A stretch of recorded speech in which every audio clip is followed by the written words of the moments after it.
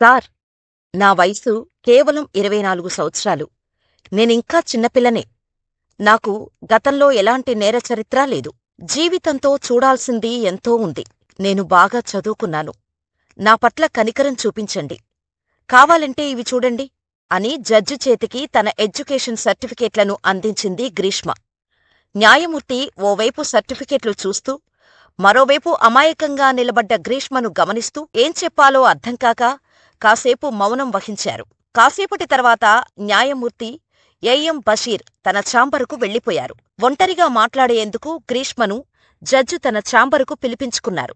అక్కడ గ్రీష్మ భోరున ఏడుస్తూ, ఆ వ్యక్తి నుంచి నన్ను నేను కాపాడుకునేందుకే తప్పనిసరి పరిస్థితుల్లో ఆ పని చేయాల్సి వచ్చింది. నా వయసు, విద్యార్హతలు, భవిష్యత్తును దృష్టిలో ఉంచుకొని శిక్ష విషయంలో కాస్త కనికరం చూపించాలని గ్రీష్మ వేడుకుంది. గ్రీష్మ మాటలు విన్న జడ్జ్ చలించిపోయారు. జనవరి 20వ తేదీన తిరువనంతపురం జిల్లా అదనపు జిల్లా సెషన్స్ కోర్టుకు జడ్జ్ ఏఎం బషీర్ తీర్పు చెప్పేందుకు వచ్చారు. జడ్జి ఎదురుగా గ్రీష్మ నిలబడి ఉంది. 2 రోజుల క్రితం తన మాటలకు కరిగిపోయినట్టు కనిపించిన జడ్జ్ ఈరోజు తనకు కాస్త ఊరటనిచ్చేలా తీర్పు ఇస్తారని గ్రీష్మ కాస్త కాన్ఫిడెంట్గానే ఉంది. ఇంతలో జడ్జ్ ఏఎం బషీర్ తీర్పు చదవటం మొదలుపెట్టారు. ఇది అత్యంత అరుదైన కేసు కాబట్టి ఈ కేసులో గ్రీష్మ వయసు, విద్యార్హతలు, గత నేర చరిత్రను ఏమాత్రం పరిగణలోకి తీసుకోకుండా ఆమెకు ఉరిశిక్ష విధిస్తున్నాం అంటూ న్యాయమూర్తి బషీర్ తీర్పు వెలువరించగానే గ్రీష్మ షాకుతో కుప్పకూలిపోయింది. ఈ తీర్పు పట్ల కోర్టు హాల్లో ఉన్న చాలామంది హర్షం వ్యక్తం చేయగా, ఉరిశిక్ష పడేంత అత్యంత దారుణమైన నేరం ఈ అమ్మాయి ఏం చేసిందని కొంతమంది తెలుసుకునే ప్రయత్నం చేశారు. ఈ కేసు కేరళ, తమిళనాడు రాష్ట్రాల్లో ప్రకంపనలు రేపింది. ప్రేమ, మోసం, ద్రోహం అనే పదాలకు అసలైన నిర్వచనం ఇచ్చిన ఈ కేసు ఇప్పుడు దేశంలో హాట్ టాపిక్గా మారింది. ఇంతకీ గ్రీష్మ ఎవరు? ఆమె చేసిన మోసమేంటి? ఎంత పెద్ద ద్రోహం చేసిందనే షాకింగ్ నిజాలను ఈ వీడియో చివరి వరకు చూసి తెలుసుకోండి. పోలీసులు తెలిపిన వివరాల ప్రకారం కేరళ రాష్ట్రం తిరువనంతపురానికి చెందిన 23 ఏళ్ల షారోన్ రాజుకు తమిళనాడు రాష్ట్రం కన్యాకుమారికి చెందిన గ్రీష్మతో కాలేజీలో చదువుకునే సమయంలో పరిచయం ఏర్పడింది. ఆ పరిచయం కాస్త ప్రేమగా మారి దాదాపు ఏడాదిపాటు వీరు రిలేషన్లో ఉన్నారు. ఆ సమయంలో షారోన్ రేడియాలజీ ఫైనల్ ఇయర్ విద్యార్థి కాగా, గ్రీష్మ సాహిత్యంలో పీజీ చేస్తోంది.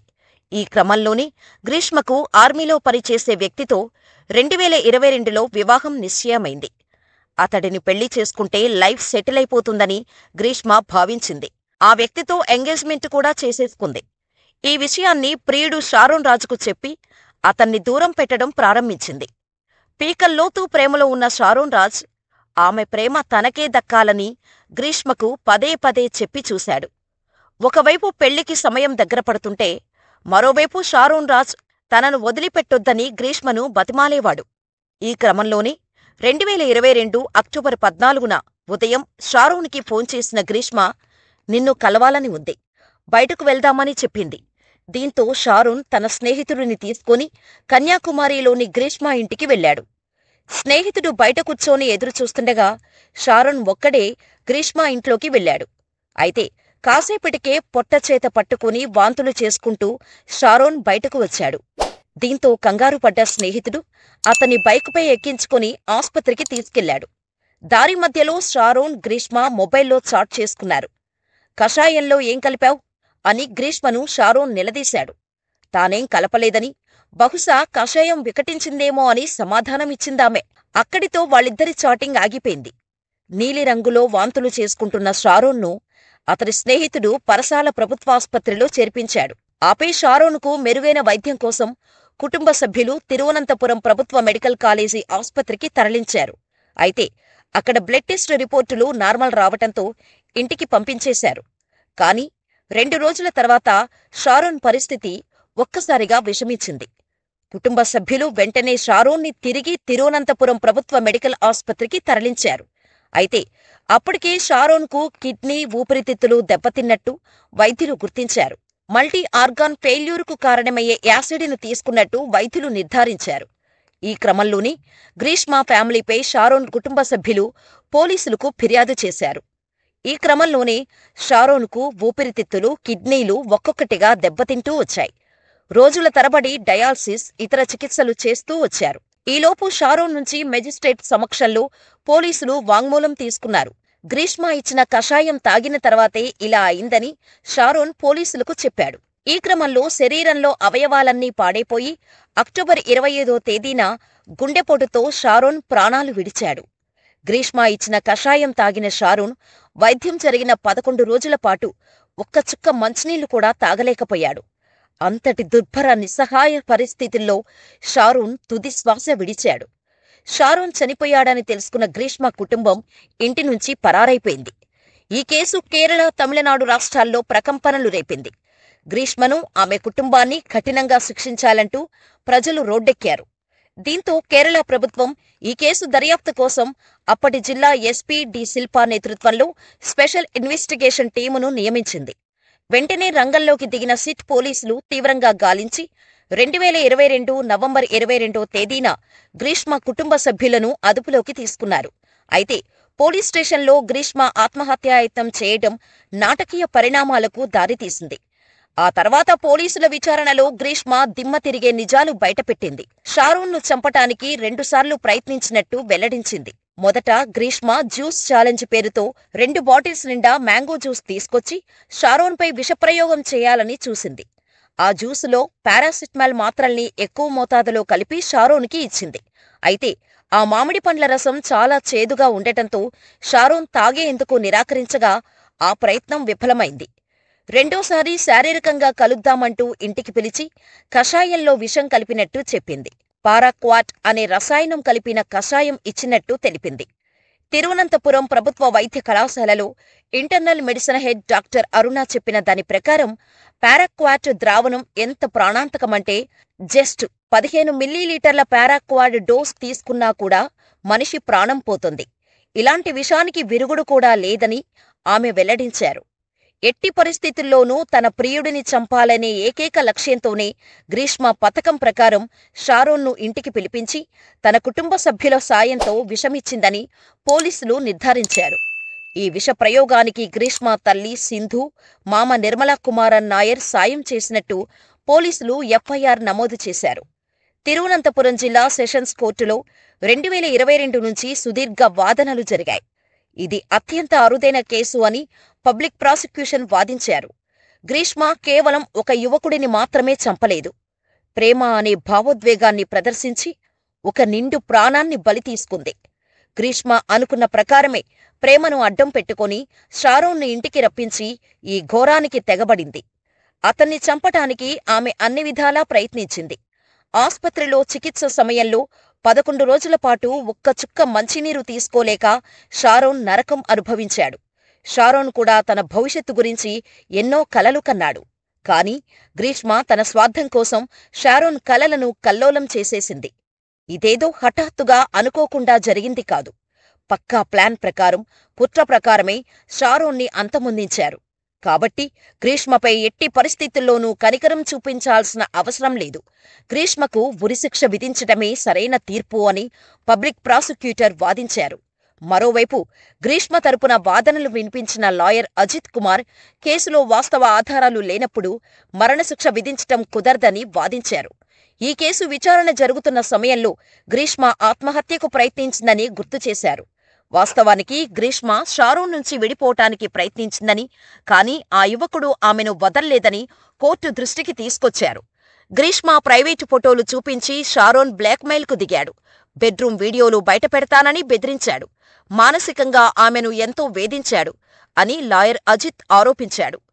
ఒక వ్యక్తి ఇలా వేధిస్తే ఏ యువతైనా ఎందుకు ఊరుకుంటుందని వాదించారు. గ్రీష్మ చదువులో మెరిట్ స్టూడెంట్, ఎంతో మంచి భవిష్యత్తు ఉన్న అమ్మాయి. కాబట్టి శిక్ష విషయంలో కనికరం చూపించాలని అజిత్ వాదించారు. ఇదే సమయంలో షారోన్ తల్లిదండ్రులు కోర్టులో మరో దిగ్భ్రాంతికరమైన విషయాన్ని బయటపెట్టారు.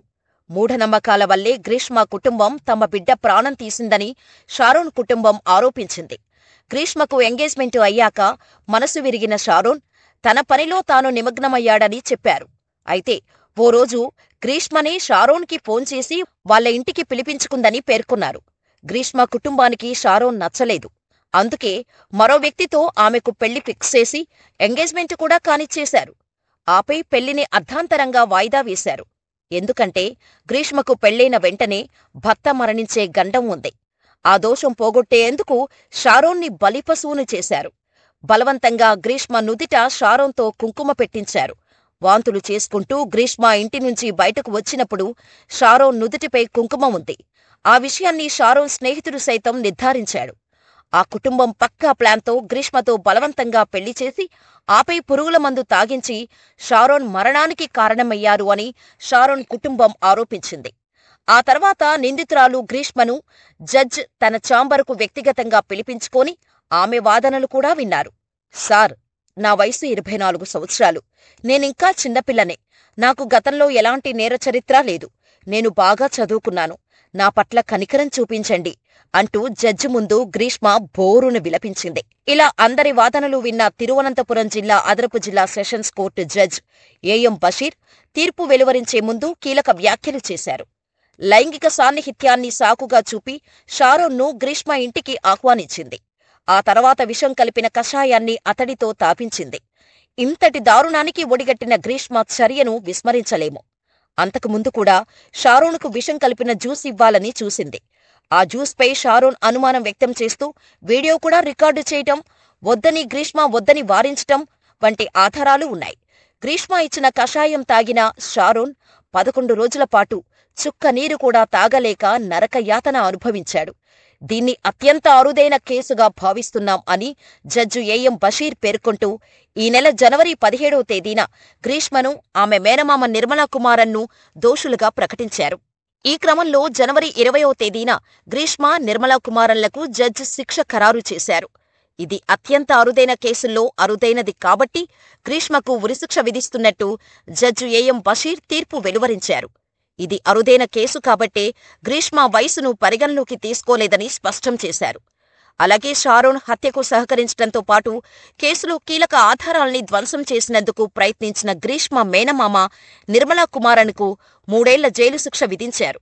అదే సమయంలో గ్రీష్మ తల్లి సింధూని నిర్దోషిగా ప్రకటించి విడుదల చేశారు.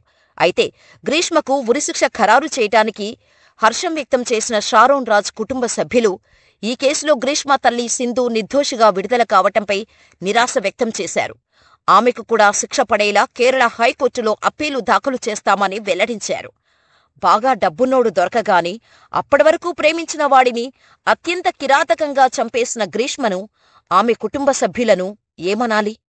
గ్రీష్మకు ఉరిశిక్ష విధించటాన్ని మీరు సమర్థిస్తారా? ఈ కేసులపై మీ అభిప్రాయాలను మాకు కామెంట్ రూపంలో తెలియచేయండి. ఇలాంటి మరిన్ని వీడియోల కోసం మన ఛానల్ని సబ్స్క్రైబ్ చేసుకొని ఈ వీడియో మరింత మందికి చేరేలా లైక్ చేసి షేర్ చేయండి.